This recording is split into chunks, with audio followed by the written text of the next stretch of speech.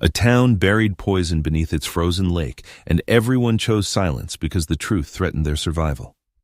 A broken veteran who had sworn never to trust the ice again was the only man who could stop it, but he would have stayed away if his loyal German shepherd hadn't refused to let him turn his back. What they uncovered beneath that snow-covered lake would force an entire town to choose between comfort and conscience. Before we begin, tell me where you're watching from, or share what this story means to you when it ends.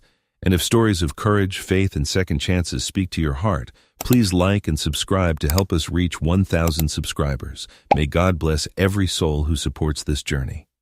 Winter turned Harbor's Reach into something almost too beautiful to trust.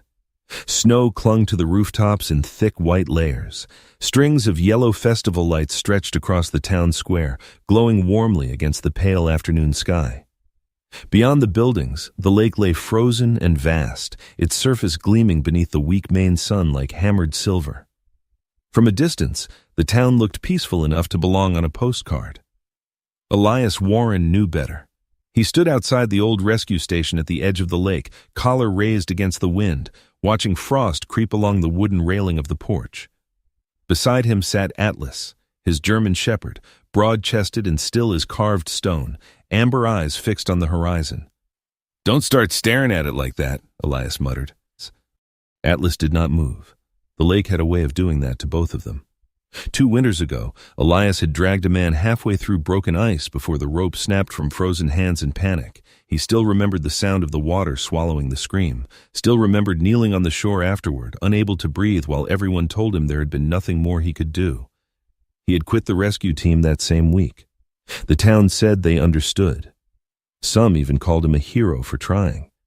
But heroes slept at night. Elias did not. He turned away from the lake and headed inside. The old rescue station was mostly storage now, half workshop, half graveyard for equipment no one else wanted. The snow rescue sled sat against the wall beneath a canvas tarp. Oh, he never looked at it longer than necessary. Atlas followed him in silence. "You're out of food," Elias said, checking the metal bin in the corner, "which means I get to deal with civilization." The dog thumped his tail once. That was the closest Atlas ever came to enthusiasm. By noon, Harbor's Reach was crowded with festival workers stringing garlands and hauling crates into the square. Elias parked his battered truck farther away than necessary and kept his head down as he walked toward the feed store with Atlas at heel. He had learned long ago that people only bothered you if you let them. It almost worked. Voices rose near the center of town, sharp, heated, public. A crowd had formed beside the temporary wooden stage being built for the winter festival. Elias might have ignored it if Atlas hadn't stopped walking. The dog's ears pricked forward. Then came a woman's voice, strained but steady. "You cannot keep delaying this because it's inconvenient." Elias turned. The woman standing at the center of the argument was bundled in a navy parka dusted with snow, a leather satchel slung across her shoulder. She looked to be in her early 40s, slim but strong in the way people were when they forgot to stop moving. Wind tugged loose strands of chestnut hair from the tie at the back of her neck. Her face was pale from cold and anger both. Claire Whitcomb. He recognized her only because Harbor's Reach remembered its own, even when they left. "Claire, for God's sake!" someone snapped from the crowd. You've been gone 15 years and now you come back trying to shut down the only thing keeping this town alive?" "I'm trying to stop people from drinking poisoned water," she shot back. A few scoffed. One man laughed outright. "Or maybe you're trying to finish what your father started." That hit harder than Elias expected. Claire's jaw tightened. For a second she looked less angry than wounded. Then Atlas moved. Without waiting for command, the German shepherd stepped forward through the crowd and sat directly beside her, still, silent, present. The entire square seemed to pause. Claire blinked down at the dog, startled. Elias swore under his breath and strode forward. "Atlas!" The dog did not move. "Atlas!" Still nothing. Claire let out a breath that almost sounded like a laugh, though her eyes were too bright for humor. "He's fine. He doesn't do that for strangers." "Well," she said softly, looking down at the dog, "maybe he doesn't think I'm one." Something in the way she said it unsettled Elias more than the argument itself. Atlas finally stood when Elias clipped the leash tighter and gave a firmer command. though the dog resisted for half a heartbeat before obeying. As Elias walked away, he could still feel Claire watching him, and Atlas kept glancing back over his shoulder. The snow began before dusk. By the time Elias returned to the rescue station, the lake had disappeared into a blur of white. Wind scraped against the walls hard enough to make the windows tremble.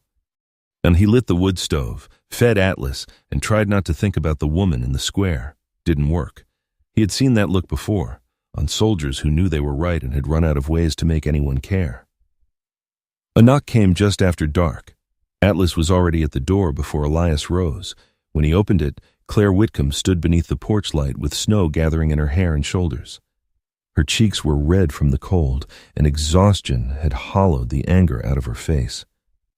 "I know this is a bad idea," she said before he could speak, "but I need your help." Elias leaned against the doorframe. "Then you definitely came to the wrong man." She ignored that. "I sent my preliminary readings to Dr. Lena Morris in Augusta. She's a hydrologist with the state. And she confirmed the contamination pattern isn't natural." She pulled a folded packet of papers from her satchel, hands trembling from the cold. "She says if the runoff beneath the south ice shelf is what I think it is, then the whole lower basin could be compromised by spring thaw." Elias did not take the papers. "The roads are closed," Claire continued. "Lena can't get here until the storm clears, maybe longer. I need to take more samples from the southern shelf before then." He looked past her toward the dark line of the lake. "No." Claire stared at him, disbelief flashing across her face. "That's it?" "That's it. You know that lake better than anyone in this town." "Used to." "I'm not asking you to fix anything," she said, voice tightening. I'm asking you to drive a sled across the ice and keep me from falling through it." "No." The word came faster this time, harder. Claire's shoulders stiffened. For a moment she looked like she might keep arguing. Then whatever fight remained in her seemed to drain out through her breath. "Fine," she said quietly. "Forget I asked." She turned and walked back into the storm without another word. Elias shut the door harder than necessary. Atlas stared at him. "Don't." The dog did not blink. "She's not my responsibility." Atlas lowered his head but did not leave the door. Hours passed. The wind howled harder. Snow hissed against the windows. The fire burned low. Atlas remained by the door, not pacing, not whining. Just standing there, rigid, ears forward, staring through the cracks in the frame toward the invisible lake beyond. Elias watched him from the chair by the stove. "Atlas." No response. The dog only stood there, every muscle taut. And suddenly Elias was no longer in the rescue station. He was back on black ice under floodlights, rope burning through his gloves, a young man screaming beneath the frozen water, men shouting his name while his knees slid toward the edge, then silence. He gripped the small brass compass hanging beneath his shirt until the metal bit into his palm. Atlas turned and met his eyes. The dog did not bark, did not move. He simply looked at Elias with that unbearable certainty animals sometimes carried, like they knew truths too simple for people to survive. Something is wrong. Elias exhaled slowly, then cursed under his breath. "Damn you," he muttered, already reaching for his coat. Atlas's tail struck once against the floor. Outside, the storm swallowed the lake whole, and for the first time in 2 years, Elias Warren found himself looking toward it instead of away. Elias had forgotten how loud the lake could be when you listened to it properly. Not the wind above it, not the snow skimming across the surface in silver ribbons. The lake itself, it groaned beneath them as if something ancient lived under the ice and resented being trapped there. The rescue sled cut across the frozen expanse in a spray of frost, its engine low and steady. Elias drove with both gloved hands tight on the bars, shoulders rigid beneath his green camouflage field jacket. Claire sat behind him, one hand gripping the frame, the other clutching her waterproof satchel to her chest. Atlas ran ahead. The German shepherd moved across the ice with unnatural certainty, lean body low, ears forward, paws choosing each step as though he could hear what lay beneath them. And the southern shelf of Harbor's Reach stretched wide and empty before them, a pale wasteland beneath a colorless sky. Far off to the east, the abandoned shipyard stood against the shoreline like a skeleton left to rot, its rusted cranes bent over the frozen water, its warehouses dark and hollow. Claire leaned forward slightly. How much farther? Until he stops, Elias said. She frowned. You trust the dog more than your own eyes? Yes. The answer came too quickly to be a joke. Claire looked at Atlas again and said nothing. A quarter-mile later, Atlas froze. His whole body dropped lower, head tilted toward the ice. A growl vibrated from his chest. Quiet, warning, nothing theatrical about it. Elias killed the engine immediately. The silence that followed was immense. He dismounted first, boots crunching against packed frost. Claire followed, already kneeling to unclip a small hammer and core auger from her satchel. What do you hear? She asked. Pressure shift, Elias said, crouching. Something's wrong underneath. Claire scraped snow aside with her glove. The ice here was clearer than most, wind-scoured and nearly transparent, and beneath it, 20 feet down in the black water. A pale green stain wound through the darkness like a vein. Not algae, not reflected light, something chemical, something wrong. Claire went still. Oh my God! Even Elias felt his stomach tighten. The discoloration drifted slowly through the water beneath the frozen surface, glowing faintly green against the darkness. And it looked almost beautiful until your mind understood what beauty had no business being there. Claire's hands shook only once before training took over. She dropped to her knees and began drilling through the ice with efficient, practiced movements. You expected this? Elias asked. I expected runoff. Her voice was tight. Not this much. The auger punched through. She lowered a sampling tube into the black water. Atlas paced in a tight circle nearby, hackles raised. Then he stopped again, hard, and barked once. Sharp, urgent. Elias turned. 20 feet away, where the ice had thinned around a ridge of snow-covered rock, something metallic jutted from the frozen shallows. He moved closer, crouched, and brushed away snow, rust, steel. The rounded edge of a corroded barrel half buried beneath clear ice and lake mud. Claire saw it and went pale. No, there's more than one, Elias murmured, because now that his eyes adjusted, he could see the shapes beneath the surface. Several drums lodged together in the silt below, their sides eaten by years of corrosion. Claire stared down at them like she was looking at a grave. My father was right. The words came barely above a whisper. She sank onto her heels, breathing hard through her nose. For a while, Elias said nothing. Then quietly, Tell me. Claire kept staring at the barrels. My father worked maintenance at the shipyard when I was a teenager, she said. 3 months before he died, he started writing everything down. Temperatures, runoff patterns, deliveries that never matched invoices. Snow drifted across the ice around them. He thought the company was dumping industrial waste somewhere off record. Her jaw tightened. Then he died on the lake during a maintenance run. They called it an accident. Elias looked at her. And you think it wasn't? She laughed once, bitterly. I think men who spend 20 years walking the same lake don't suddenly forget where thin ice is. That landed heavier than she probably intended, because Elias knew exactly what it meant to lose someone to water and have everyone call it unavoidable. Atlas came and sat between them. Claire reached down absently and pressed one gloved hand into the fur at his neck. Her fingers stayed there longer than she seemed to realize. For the first time since Elias had met her, she looked less angry than tired. I left after he died, she said. Told myself I was getting out because this town would bury me if I stayed. Her eyes stayed on the ice. Truth is, I think part of me was afraid he was right. The wind shifted. Atlas lifted his head first. Then Elias heard it too, the distant crack of ice somewhere farther south. He stood immediately. We're done here, Claire blinked up. I still need... We're done. There was enough urgency in his voice this time that she obeyed without argument. They loaded the equipment and rode back hard across the ice, the engine snarling louder than before, neither of them speaking. Harbor's Reach looked warmer than it felt.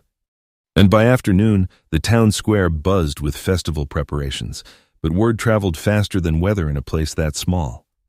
By the time Claire and Elias returned, people were already watching them. Watching the sled, watching the sample kits, watching trouble take shape. Claire went straight to the sheriff's office. Elias almost didn't follow. Almost. Deputy Owen Price stood behind the front desk when they entered. A man in his late 30s with tired brown eyes and a winter uniform that looked too neat for the stress in his face. He had the look of someone perpetually caught between better judgment and bad politics. Claire laid the samples and photos on his desk. "You need to see this." Owen looked at the images, then at her, then at Elias. His expression tightened. You're certain?" Claire's laugh was humorless. "Do I look uncertain?" Owen scrubbed a hand over his jaw.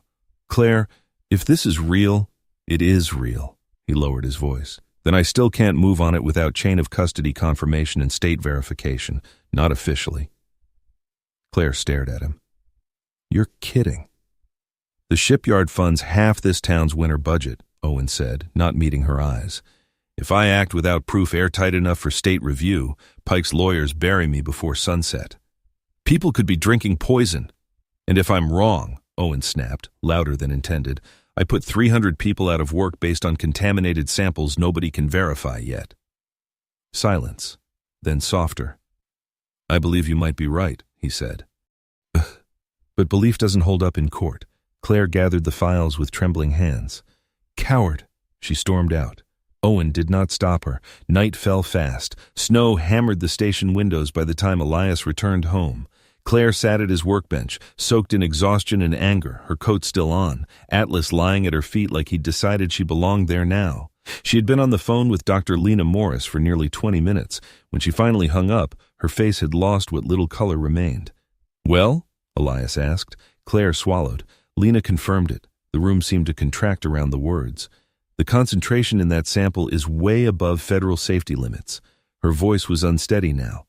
"If the ice shelf breaks during the weekend thaw and that runoff hits the lower basin," she looked up at him, "it could contaminate the intake lines feeding half the town." Elias stared into the stove fire. The winter festival began in 2 days. Hundreds of people, families, visitors, workers, the whole damn town gathered near the shoreline. Claire's voice dropped quieter. "My father hid something before he died. Notes, records.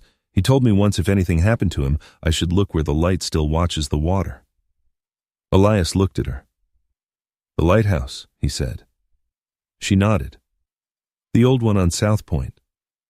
He already knew the route and exactly what lay between here and there. "No roads reach it this time of year," Claire said. "Only the southern shelf. The most unstable ice on the lake, the part no sane person crossed in winter." Atlas lifted his head. Elias closed his eyes briefly, then muttered the words like they tasted bitter. "You'd better get some sleep." Claire blinked. "What?" He looked at her. "We leave at first light." By morning, Harbor's Reach had learned how to look away. Claire saw it in the way people lowered their voices when she stepped into the square. She saw it in the shopkeeper who suddenly became busy rearranging jars when she passed the window. She saw it in the men near the hardware store who stopped talking as soon as Elias parked the truck. No one shouted at her now. That was worse. Shouting meant people still believed there was room to fight. This silence felt practiced. Elias noticed it too, though he said nothing. He walked beside her with Atlas between them, one hand resting lightly near the dog's collar. The cold morning air carried the smell of coffee, diesel, and snowmelt from the festival tents being raised near the lake. "Yeah." Claire held the folder of printed sample results against her chest. "We should try Maeve," she said. "If anyone still remembers my father as more than a problem, it's her." Maeve Keller's diner sat on the corner facing the lake, its windows fogged with warmth and old grease. Inside, the place smelled of black coffee, fried potatoes, and cinnamon rolls. It was crowded enough to feel alive, but the conversations thinned when Claire entered.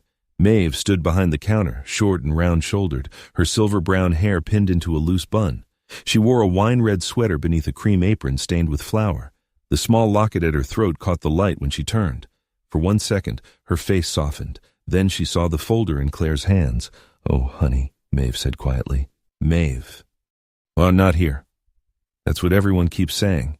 Maeve's eyes moved to Elias, then to Atlas, who had settled near the door as if guarding the room from leaving itself. Claire opened the folder anyway. The sample Lena confirmed is toxic, not suspicious, not maybe, toxic. A few people at nearby tables looked down into their coffee. Maeve wiped her hands on her apron, though they were already clean. "Claire, my father tried to tell people." "You don't know what your father tried," a rough voice said from the far booth. A man sat there with a half-finished plate in front of him, broad hands wrapped around a coffee mug. He had a square, weathered face, gray stubble, and a heavy canvas jacket with the shipyard logo faded across the chest. A small metal nameplate read, T. Riley. Claire went still. Tom? Tom Riley looked older than she remembered. Not weak, just worn down in the way machinery wore down men who kept pretending they were stronger than steel. He nodded once. You look like your mother. That's not an answer. No, Tom said. It isn't. Elias watched the room without appearing to.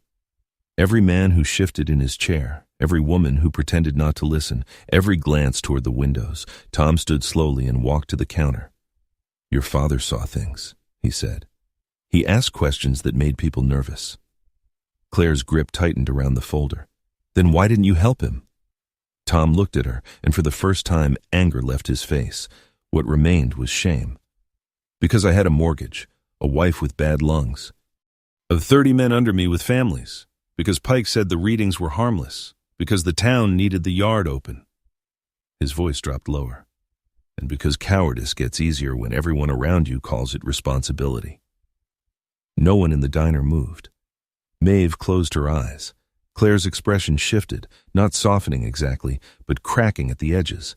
Tom reached into his pocket and took out a battered silver lighter. He rolled it once across his palm with his thumb. Your father gave me this the week before he died, he said. Told me if anything happened to him, I should remember that fire only helps if someone is willing to carry it. Claire stared at the lighter. Elias saw her swallow hard. For the first time, her anger had nowhere simple to land. The bell over the diner door rang. The room changed before Elias even turned. Men straightened. Voices died. Maeve's hand moved instinctively to the locket at her throat. Harlan Pike stepped inside with snow melting from the shoulders of his charcoal wool coat.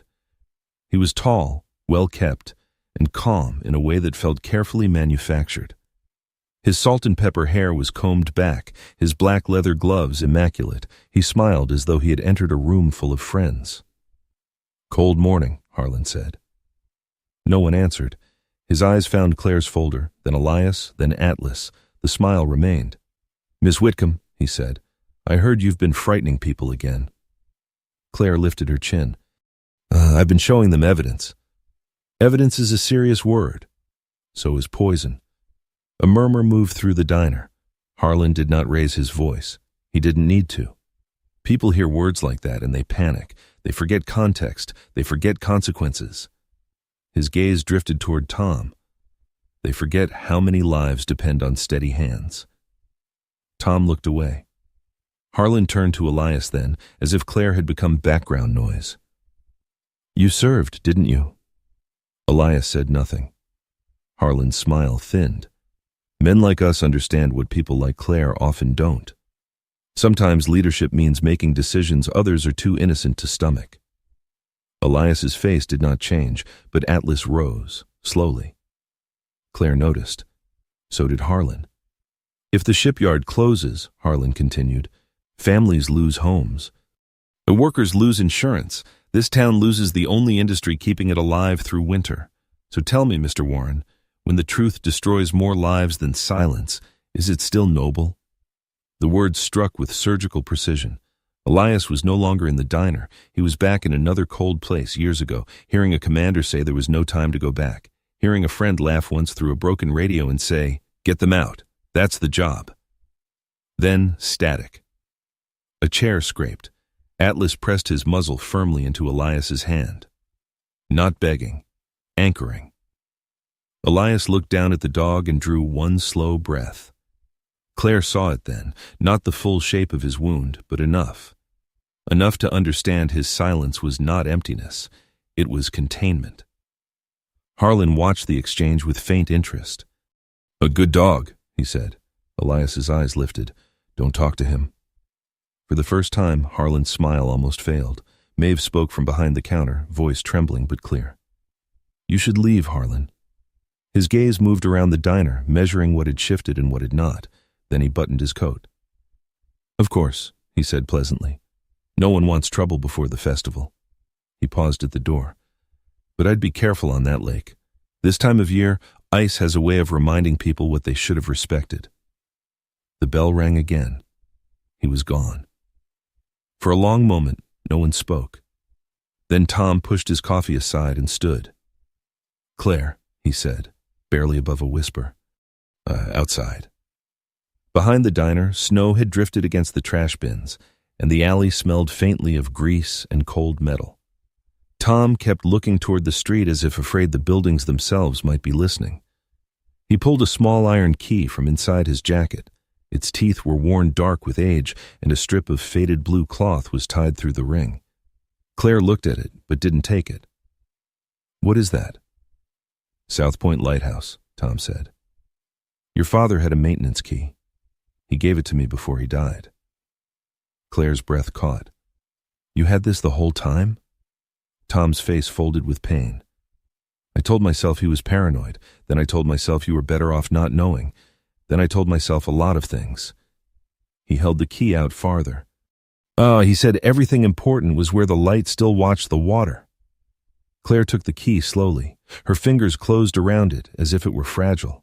Tom's voice broke at the edge. "I can't stand in front of the town. Not yet. Too many men still depend on me, but I can't keep carrying this either."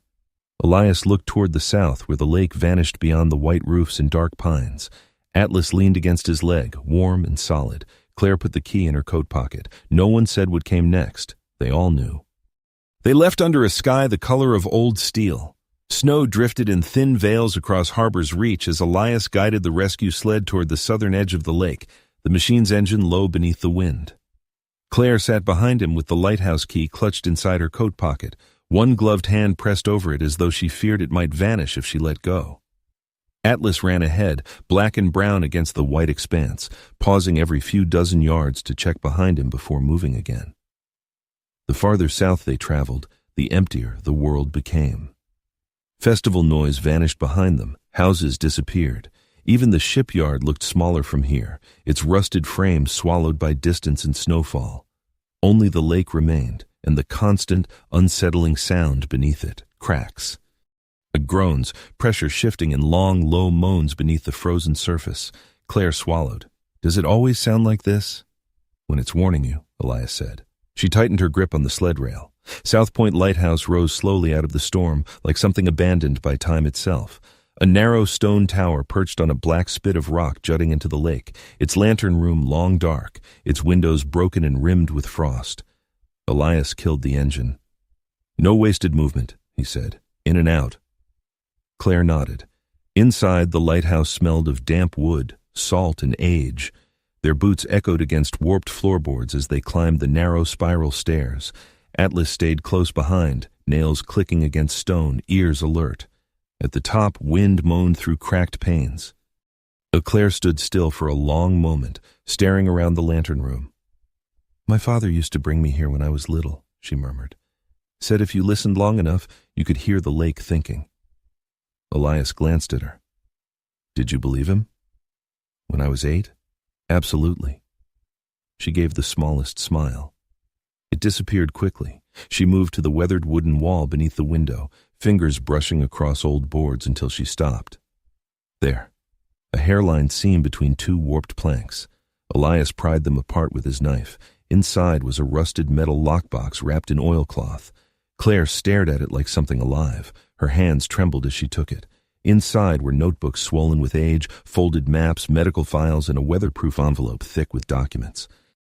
Claire spread them across the floorboards while snow hissed through the broken glass.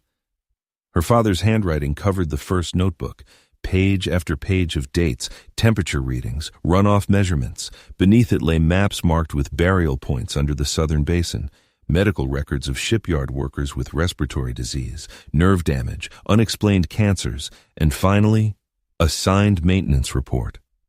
Claire read it once, then again. Her face went white. "What is it?" Elias asked. She handed him the paper.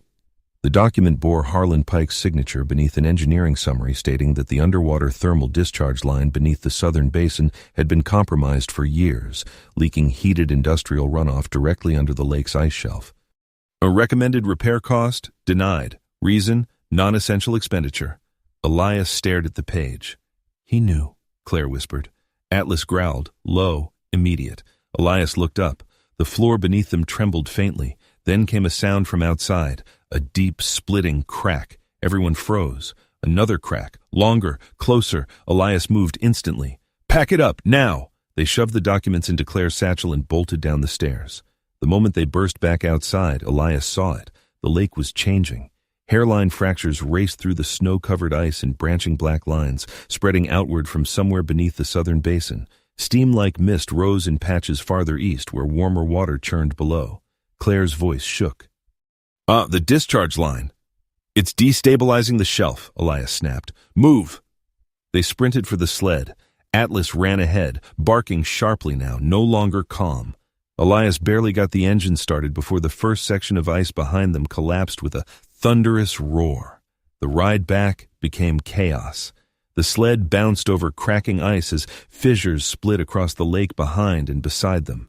Wind and snow erased depth perception. White and gray blurred together until direction became instinct.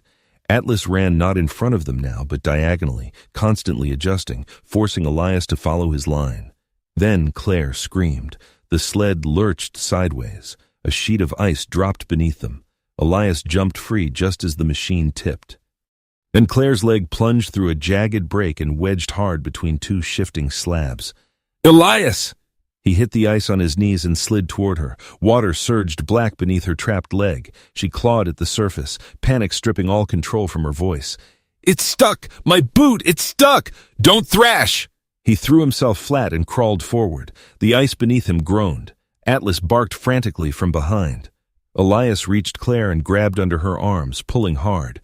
She screamed. Nothing moved. The slabs had pinned her lower leg. Another crack exploded beneath Elias. He knew that sound. Too late. The ice vanished under him. The water hit like a gunshot. It stole breath, thought, memory, blackness and cold and pain. And for one impossible second, Elias was nowhere and everyone at once. Back in another winter, another scream, another body disappearing beneath frozen water while his fingers failed to hold on. No. A violent jerk snapped him sideways. Atlas. The dog had clamped onto the rescue harness strap across Elias's shoulder and was digging all four paws into the ice, snarling through clenched teeth as the freezing water dragged against both of them. It wasn't enough to pull him out, but it kept him from slipping under. "Claire!" Elias roared through chattering teeth. Claire was crying now, half from pain, half from terror, but she moved. She fumbled for the emergency hook clipped to the sled frame beside her, dragged it free, and slammed it into the ice. Again. Again. And then she threw herself flat and reached for him. Elias caught her wrist. The pain in her trapped leg nearly made her black out, but she screamed and pulled anyway, using the hook for leverage while Atlas held the strap like his life depended on it. Because to him, it did. With one final desperate surge, Elias came free of the water and crashed onto solid ice. He rolled instantly toward Claire. "Hold still." Using the hook, his knife, and raw force, he wedged apart the slabs enough to wrench her leg free. She collapsed against him with a cry. For several seconds, neither of them moved.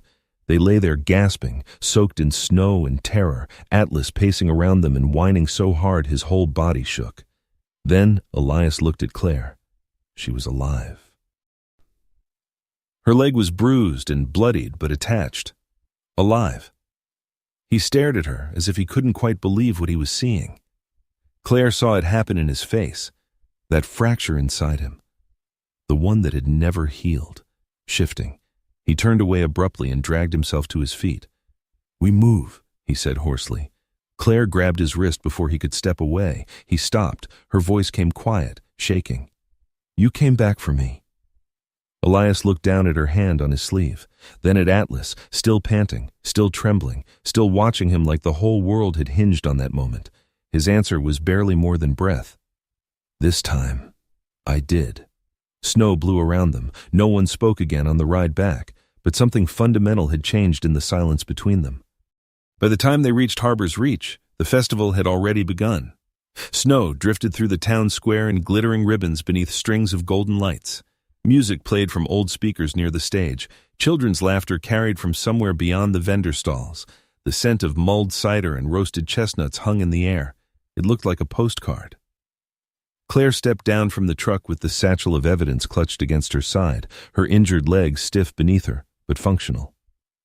Elias moved around the hood without a word, Atlas at his side, his fur still dusted white from the lake.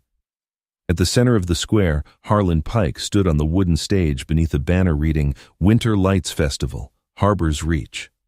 He wore his polished smile like armor. And despite hard winters and harder years," Harlan was saying into the microphone, "this town has always endured because we endure together." Applause rose from the crowd. Claire stopped walking. Her grip tightened on the satchel. "They won't listen," she said quietly. Elias looked at the people gathered before the stage, workers from the shipyard, old couples wrapped in scarves, mothers holding warm drinks, men who had spent their whole lives choosing survival over ideals because ideals never paid heating bills. Claire was right. If she walked up there now, they would hear accusation before truth, fear before facts. He held out his hand. "Give it to me." She blinked. "What?" "The bag." Claire stared at him, then slowly handed it over. Elias took the satchel, slung it over one shoulder, and began walking toward the stage. "Elias." He did not stop. Atlas followed immediately. The crowd parted in confused murmurs as Elias mounted the steps. Harlan's practiced expression faltered for the first time in weeks. "Mr. Warren," he said into the microphone with forced warmth, "if you'd like to—" Elias took the microphone from his hand. No one had ever seen him do something like this, not in Harbor's Reach, not since he came back. He stood there beneath the snowfall, tall and still in his dark green camouflage jacket, Atlas seated at his side like a carved sentinel, and looked out over the town that had watched him retreat from life for 2 years. When he spoke, his voice was low, steady, not loud enough to command, just impossible to ignore. "I spent most of my adult life in places where men lied for reasons they thought were good." The square quieted. They said people couldn't handle the truth, said panic was more dangerous than secrecy, said if we told everyone what was really happening, too much would fall apart. His eyes moved slowly across the crowd. And every time, somebody else paid for that decision. No one moved. Snow collected on Atlas's back. The dog did not shake it off. Elias swallowed once before continuing. 2 years ago, I lost a man on that lake. He pointed toward the frozen expanse behind the town. I told myself it was because the ice failed, because weather changes, because accidents happen. His jaw tightened. But the truth is, I stopped believing I deserved to be the man people counted on. The vulnerability of the confession struck the square silent. Claire stood below the stage, breath caught in her throat. Elias turned and looked directly at Harlan. "Then yesterday I saw what silence costs when it hides behind good intentions." He pulled the signed maintenance report from Claire's satchel and held it high. Harlan Pike knew the thermal discharge line under the southern basin was compromised. He knew it was weakening the ice. He knew the runoff was poisoning the lake. Gasps rippled through the crowd. "He knew," Elias repeated, "and he decided repairs cost too much." Harlan stepped forward sharply. "That document is being misrepresented." Elias ignored him. The thing killing this town isn't truth." He swept his arm toward the gathered people. "It's the fear of hearing it." Silence. Then from the crowd, "That paper real?" Tom Riley stepped forward. Snow clung to his canvas work jacket and gray stubble. He looked like a man who had spent half his life bracing against weather and the other half bracing against regret. "Yes," Tom said. His voice shook. "It's real." All heads turned. Tom kept walking until he stood at the foot of the stage. "I knew workers were getting sick. I knew your fathers were coughing blood after years in processing. I knew something was wrong." His eyes filled. "And I said nothing because I thought if the yard closed, I'd be the one who killed this town." He looked at Harlan. "No, but all I did was help you poison it slower." The crowd erupted into overlapping voices. Harlan raised his hands. "This is hysteria." "It's not hysteria," Maeve Keller called. The diner owner stepped from the crowd, face pale but unwavering, the silver locket at her throat shaking against her sweater. "My husband worked the lower treatment floor for 12 years, she said.